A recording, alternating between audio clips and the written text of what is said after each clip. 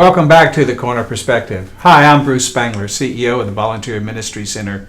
Located on the corner of 5th Avenue and Broadway, the Volunteer Ministry Center is committed to ending and preventing homelessness in our community. Today, I'm privileged to be joined by Gabe Cline. Gabe is our Chief Clinical Services Officer, a licensed clinical social worker as well, and also president of the Knox County the Knox County Homeless Coalition. So you've got a lot on your plate. Yeah. Well, thanks for joining with me. And the reason I've asked you to join me is that I've heard that Knoxville has youth who experience homelessness. Surely that can't be true. No, we do. We were able this year, as part of the coalition, to actually do a specific point in time count of youth in our community who are experiencing homelessness. Every year, our community does a survey of just people who are experiencing homelessness in general. And this year we had a specific focus on those youth. Right. And if in the study, there were 106 individuals that were identified and interviewed. Yes. And they ranged between ages 12 and 24. Yes. Wow. Yes. And we expect that number is probably higher. That one of the things that the survey was able to get was just the folks who were out and available to us during that period of time that we were surveying. A lot of homeless youth don't actually identify themselves as homeless. I can see it. Which sounds a little strange, but if a young person is spending, is moving from place to place, and they don't have a permanent home, HUD does consider them homeless.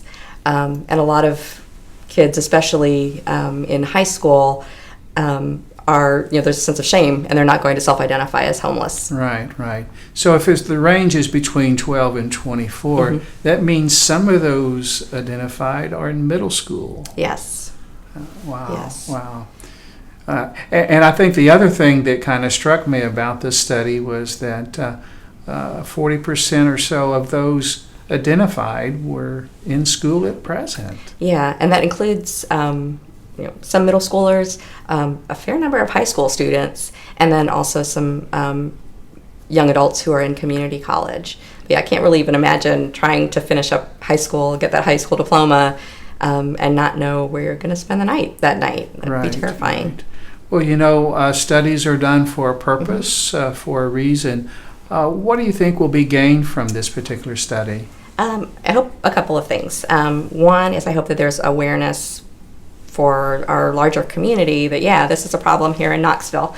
And the other piece would be I hope that there is some effort towards increasing our stock of affordable housing, especially that our youth can access. That Sure. Right now, our subsidized housing in Knoxville is mostly for elderly and disabled, which means that somebody who is a youth and is a full-time student is not eligible to live there.